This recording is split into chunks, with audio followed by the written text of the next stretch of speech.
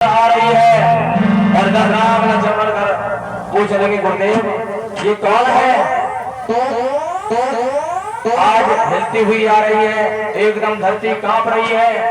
उसी समय गुरु विश्वामित्र जैसे ही देखा है तो उसका नाम था, बता रही है बेटा इसका नाम तारका है, और इतना विध्वंस मचा के रखा है कि ये ऋषि मुनि को मारते हुए जा रही है। और जैसे ही परीक्षित जी महाराज तारका ने देखा, कहने लगी हाँ ले आओ, बड़े कोरे कोरे बच्चे पकड़ के लाए आओ। क्यों ऐसा नहीं भैया, ये बड़ा खाने में मीठे स्वादिष्ट लगेंगे। और बोली वो तारका किसको ले आए बाबा, किसको ले आए, किसको ले आए बाबा, किसको ले आए,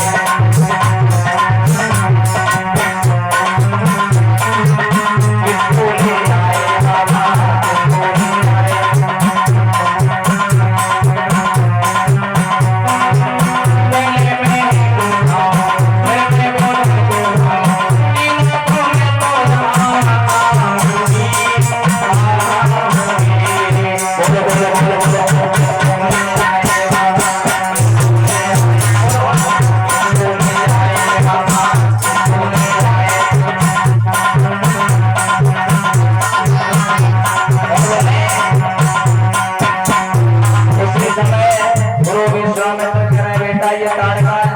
इसका वध करा। तो उसी समय राम लक्ष्मण ने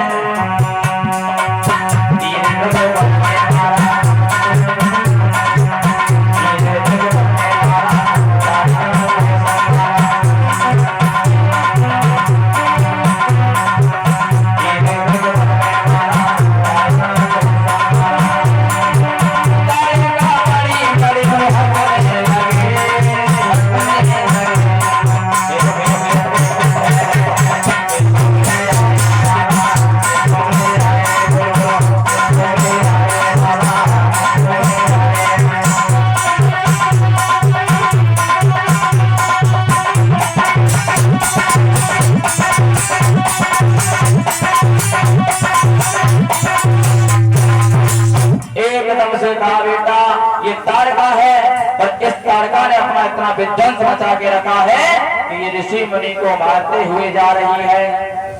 आज गुरु विश्वामित्र कहने लगे बेटा तुम इसका वध कर दो, इसने चारों तरफ अपने कौरव मचा के रखा है।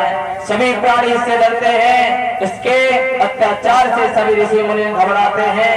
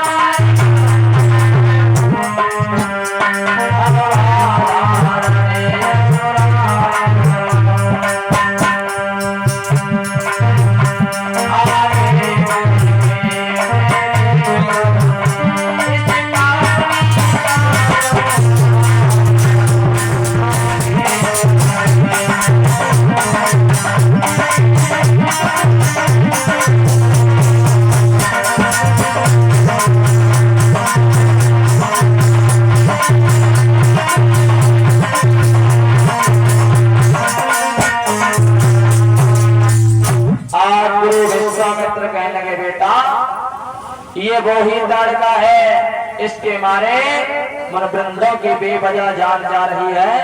अपने धन को उठाओ, इस पापनी का संहार करो। आज भगवान श्री रामचंद्र ने अपने गुरु की बात मानकर अपने गांधीव को हाथ में लिया और एक जैसे ही बाण मारा तो वह वाड़िका मरी। जैसे ही गिरी तो आज मुनि वृंद हंसने लगे, बोले हमारा ये कांटा था वो भी निकला। अब गुरु विश्वामित्र जहाँ पर आजमगढ़ में रह रहे थे उसी आश्रम में जाकर के उनके यज्ञ को पूर्ण कराया। सुबह पर मारीच नाम के दो राक्षस थे, उनको 100 योजन समुद्र पार करके भगवान श्री राम ने इधर डाला। अब लेकर के चलते हैं अपने मान को। सीता मैया, उनका जन्म कैसे और कहां पर हुआ? इधर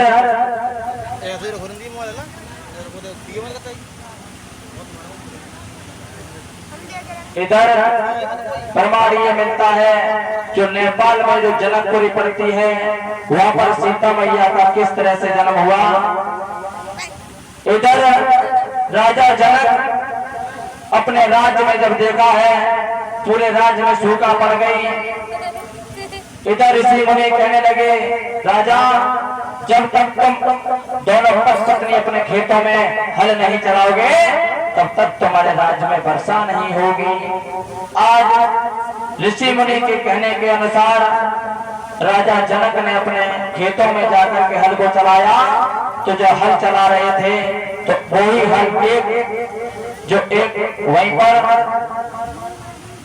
बीच खेत में एक गड्ढा हुआ था और उसी गड्ढे में एक कलश था, उसी में जाकर के हल टकरा गया और उसको खोदा तो कलश बाहर निकाला। उसमें एक देव कन्या रूप में एक बेटी है, पर जैसे बेटी को निकाल करके घर ले गए तो उसी बेटी का नाम पड़ा सीता। बोलिए सीता मैया की। इधर मैया सीता जब धीरे धीरे बड़ी होती गई तो देखा है बेटियों का बड़ा स्वरूप होता है अपने मैया का हाथ बताने में। इधर जब त्योहार का समय आया और एक दिन सीता मैया ने देखा हमारी मैया जो है अकेली ही घर में कार्य कर रही है, तो सीता मैया भी अपने मैया का हाथ बढ़ाने के लिए जब कार्य करने को घर में चली तो उन्हीं के घर में एक धनुष बना हुआ था।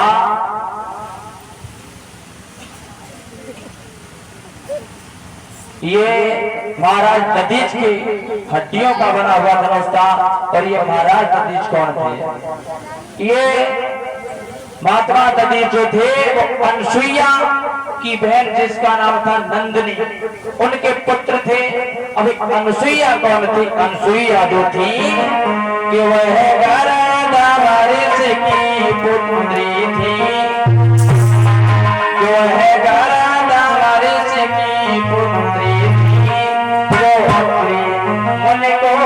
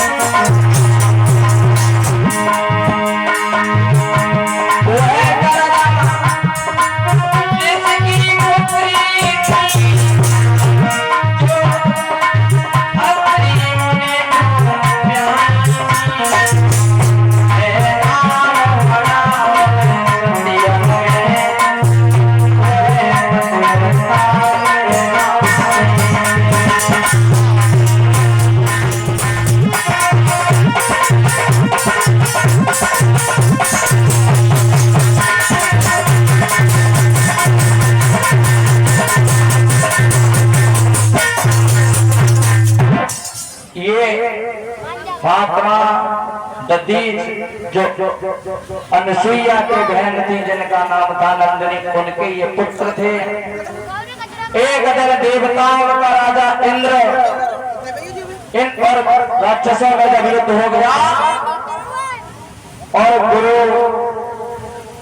भगवान विष्णु के पास जाकर के पहुंचे तो भगवान विष्णु ने कहा तो महात्मा दधीच की अगर हड्डियों के अस्त्र शस्त्र बनाओगे तो तुम इन रास्तों पर अवश्य विजय पा सकते हो।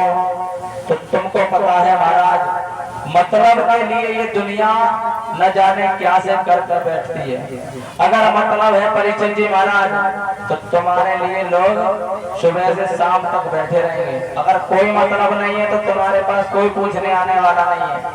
आज ये मतलब के लिए इंद्र भिखारी बन करके महात्मा दधीच के यहाँ चला, और मतलब हर एक दुनिया में हर कोई भी अगर मतलब निकल रहा है तो सुबह से शाम तक बैठा रहेगा। ये मतलब मेरे ना कोई जन्म में मेरा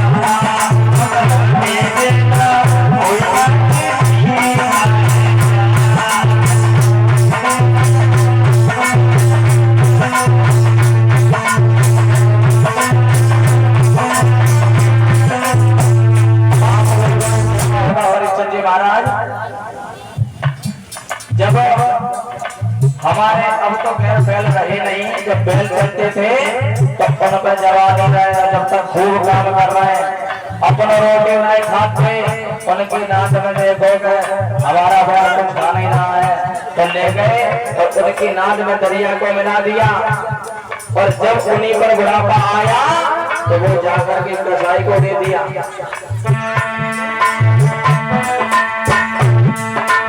जब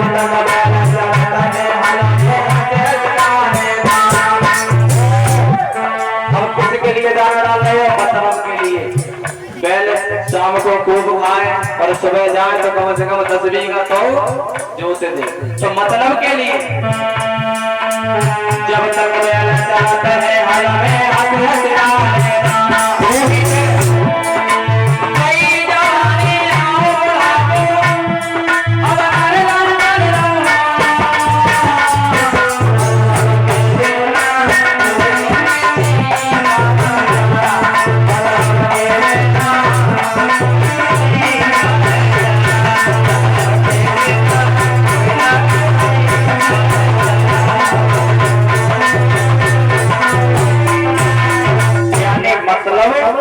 अगर किसी से है तो तुम भीख भी मांगोगे तो कोई बुराई नहीं है। आज ये इंद्रजोता भिखारी बन करके चला, महाराज दधीच के यहाँ पर पहुंचा, बोला गुरुदेव हम आपसे कुछ मांगना चाहते हैं। बोले बेटा जब तुम हमारे पास आए हो तो अवश्य देंगे। तो बोले हम आपकी रीढ़ की हड्डी को मांगना चाहते हैं। तो गुरुदेव कहने लगे बेटा तुमने मांगा तो हमारे प्राणों को मांगा। कोई भी व्यक्ति अपने प्राण नहीं दे सकता, लेकिन जब तुम हम पर आए हो तो हम अवश्य तुम्हें अपने रीढ़ की हड्डी देंगे। आज महाराज दधीच ने अपने प्राणों को अपने शरीर से खींचा, और जैसे ही खींचा है तो इंद्र जो है उनकी हड्डियों को ले जाकर अस्त्र शस्त्र बनाए, और इधर जो उनको राक्षस जब परेशान कर रहे थे उन पर विजय पाई। आज दो ही जो धनुष था राजा जनक के घर में इधर रखा हुआ था। एक दिन मैया सीता जो है कार्यवार कर रही थी, और उसी समय उसी जहाँ पर धनुष जिस कक्ष में रखा हुआ था उसी कक्ष में जाकर के पहुंची, पर इधर राजा जनक ने भी देखा और मैया ने वो धनुष उठाया था ये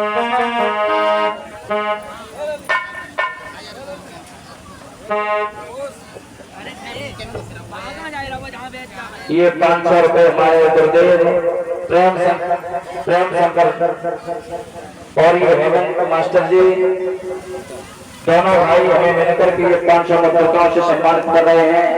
और भगवान से कामना चाहता हूँ भगवान हमेशा से दोनों भाइयों को सद्बुद्धि प्रदान करें और हमेशा ऐसे धर्म की ओर इनके हाथ बढ़ते रहें। बोलिए गोविंद भगवान की। अब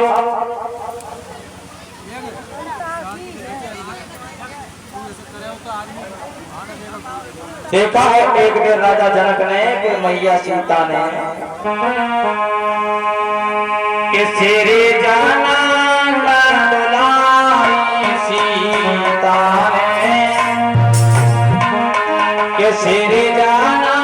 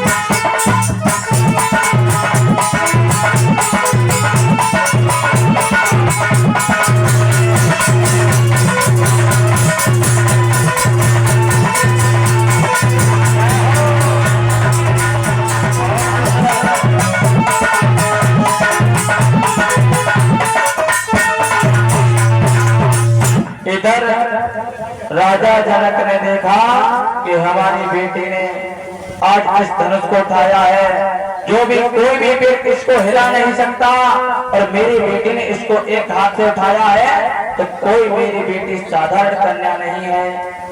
आज अपने नाच में जाकर के सभी से यही खबर कर दी, जो हमारे घर में एक धनुष रखा है, जो भी वीर उसका खंडन करेगा हम अपनी बेटी का उसके साथ में स्वयं पर कर देंगे। और कहा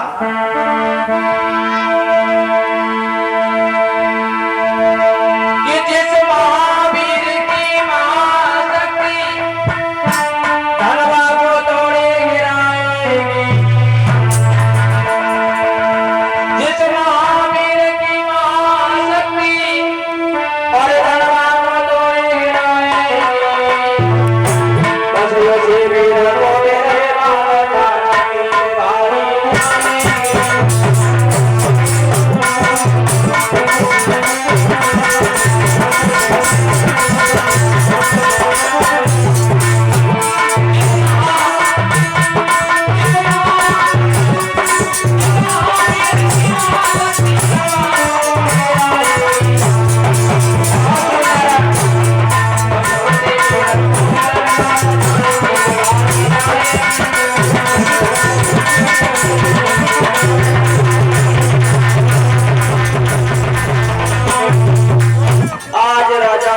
दरबार में पहुंच करके कहा हमारे घर में जो धनुष पड़ा है उस धनुष का जो खंडन करेगा हम अपनी बेटी का उसके साथ में स्वयंवर कर देंगे।